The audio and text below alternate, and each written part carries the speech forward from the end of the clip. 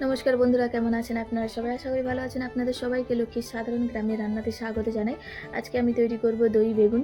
তো এখানে দই বেগুনের জন্য যা যা লাগছে আমি এখানে সবগুলো নিয়ে নিয়েছি। দেখতেই পাচ্ছ, টক দই নিয়েছি বাটিতে 1 বাটি মতো। আর এখানে বেগুন নিয়েছি, বেগুনগুলোকে লম্বা লম্বাভাবে কেটে নিয়েছি। আপনারা চাইলে গোল গোলভাবেও কাটতে পারেন। আর এখানে মশলার মধ্যে আমি যা ব্যবহার করেছি, আদা আর জিরে এগুলোকে বাটবো, আর কাঁচা লঙ্কা। আর এখানে 5 ফোড়ন আরও তো আছে, যা যা মশলা আছে সেগুলো দেখাবো। বাকি যা নিয়েছি, তেজপাতা দুটো নিয়েছি আর কারি পাতা। আমি হিঙের বদলে কারি পাতা নিয়েছি, দেখতেই পাচ্ছ। আর এখানে আমি সর্ষের তেল ব্যবহার করেছি, হলুদ, লবণ, লঙ্কা এগুলো তো বাকি তো আছে। তো দেখতে থাকো কেমনভাবে আমি তৈরি করছি। তো প্রথমে আমি বেগুনে হলুদ লবণ মাখিয়ে নেব।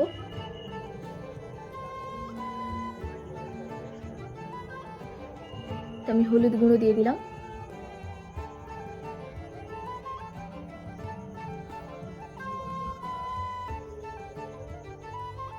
এবারে আমি লবণ দিয়ে দিলাম, হলুদ আর লবণ দিয়ে দিয়েছি। এবারে এগুলাকে বেগুনগুলোকে বেশ ভালোভাবে মাখিয়ে নেব। এবারে যে দেখো, বেগুনও কিন্তু আমি হলুদ লবণ মাখিয়ে নিয়েছি, দেখতেই পাচ্ছ। এবারে যে মশলাগুলো বাটার আছে সেগুলো বেটে নিয়ে আসবো। আদা আর জিরেটাকে বাটবো, বাকি লঙ্কাটাকে আপনারা চাইলে একসঙ্গে বাটতে পারেন, কোনো অসুবিধা নেই। আপনারা চাইলে আদা আর জিরেটাকে আলাদা আলাদা করে বাটতে পারেন, আমি এখানে একসঙ্গেই বাটবো। তো এবারে এখানে আমি ওভেনে কড়াটাকে আমি বসিয়ে নিয়েছি। কড়াতে যতটুকু তেল আছে দেখতেই পাচ্ছ, ততটুকু আমি সকালে পকোড়া ছেঁকেছিলাম, তো এই তেলটাকে আমি ফেলিনি, নষ্ট করিনি। তো আমি এই তেলের সঙ্গে আরেকটু সর্ষের তেল দেবো।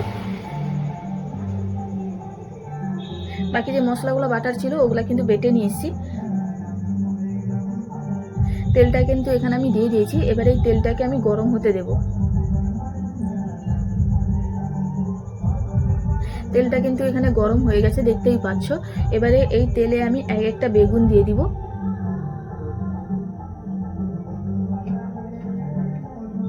সবগুলো আমি এখানে বেগুন দিয়ে দিয়েছি। এবারে এই বেগুনগুলোকে আমি একদম সেদ্ধ করে ভেজে নেব, সেদ্ধ যেরকম বেগুন ভাজা হয় সেরকম আমি বেগুন এখানে ভেজে নেব।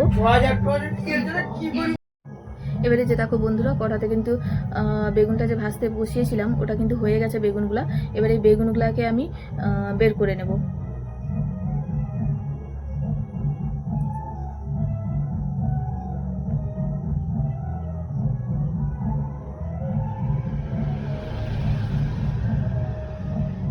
দেখতেই পাচ্ছ আমি বেগুনগুলাকে বের করে নিয়েছি। এই দই বেগুনটা খেতে যে এতটা অসাধারণ হয়, সত্যি আমি রান্না না করে খেলে সত্যি বুঝতেই পারতাম না। তো এবারে যে বেগুনগুলো যে ভাজতে বসিয়েছিলাম, সেই ভাজার সাথে ভাজতে ভাজতে আমি দইটা যে ছিল দইটাও বেশ ভালোভাবে ফেটিয়ে নিয়েছিলাম।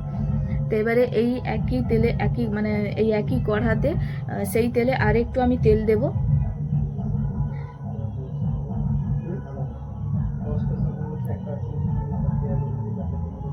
তেলটা কিন্তু গরম হয়ে গেছে, হালকা গরম হয়েছে।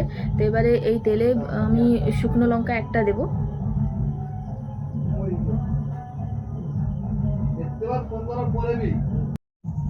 লঙ্কাটা কিন্তু ভাজা হয়ে গেছে। এবার এতে আমি একটা তেজপাতা দিয়ে দিব অর্ধেক করে।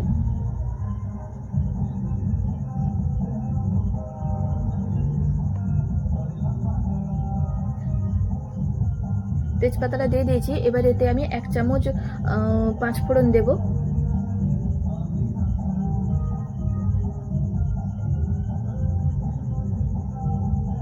এই সময় আঁচটা কিন্তু হালকা রাখতে হবে, কেননা যদি হাই করা হয় তাহলে 5 ফোড়নগুলো উড়ে যাবে। এবার এতে আমি কারি পাতা দিচ্ছি। আমি এখানে হিঙের বদলেই কারি পাতাটা ব্যবহার করেছি, তাই আমি এখানে কারি পাতাটা দিয়ে দিলাম।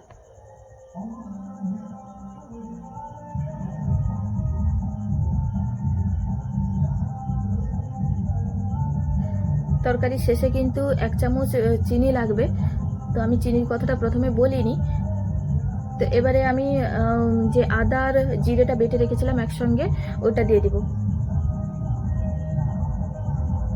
মশলাগুলো কিন্তু দিয়ে দিয়েছি। এবার এই মশলাগুলোকে ভালোভাবে কষিয়ে নেব।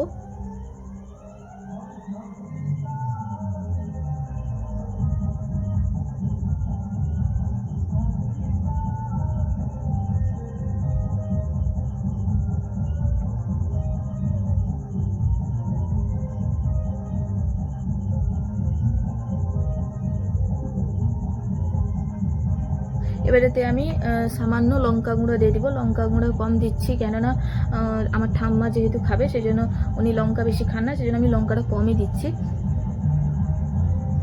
এবারেতে আমি হলুদ গুঁড়ো দিয়ে দিব। আপনারা এই মশলাতে জিরে গুঁড়ি, ধনে গুঁড়ি এগুলো ব্যবহার করতে পারেন। আমি এগুলো ব্যবহার করিনি, এই দুটো জিনিস তো আপনারা ব্যবহার করতে পারেন, সেগুলো দিলেও স্বাদটা আরও বেড়ে যায়। আমি এখানে গরম মশলা গুঁড়িটা ব্যবহার করেছি।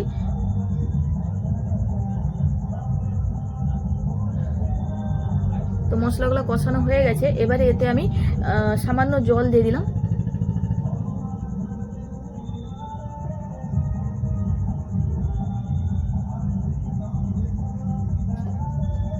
জলটা আমি এখানে দিয়ে দিয়েছি। এবারে এই মশলাটাকে আরও ভালোভাবে আমি কষিয়ে নেব। এবারে এতে আমি 1 চামচ মতো চিনি দিয়ে দিলাম।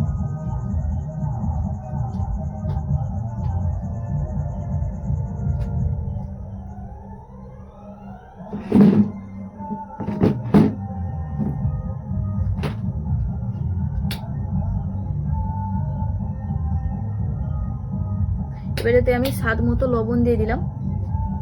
বেগুনে যেহেতু লবণ দেওয়া ছিল, তাই জন্য আমি এখানে লবণের পরিমাণটা আমি হিসাব করে দিয়েছি, আপনারা দেখেই দিবেন।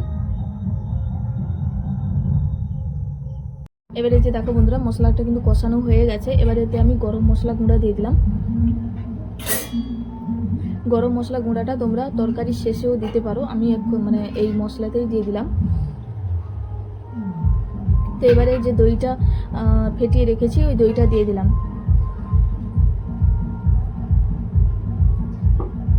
দইটা দিয়ে দিয়েছি। এবারে দইটাকে মশলার সঙ্গে বেশ ভালোভাবে আমি কষিয়ে নেব।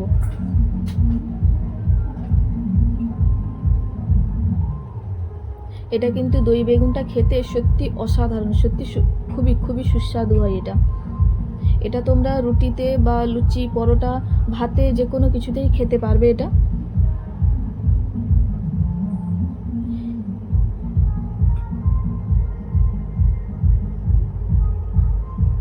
তো দই মশলার সঙ্গে যে দইটা দিয়েছিলাম, মশলাতে দইটা বেশ ভালোভাবে আমি কষিয়ে নিয়ে আমি 1 বাটি মতো এখানে জল দিয়ে দিয়েছি।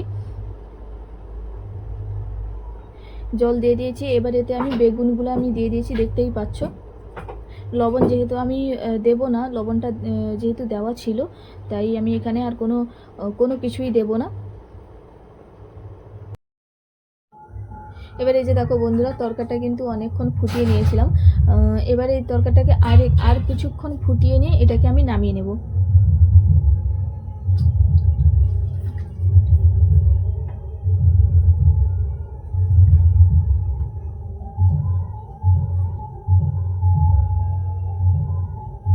দেখতেই পাচ্ছ তরকারিটা ফুটিয়ে কিন্তু আমি এখানে নামিয়ে নিয়েছি।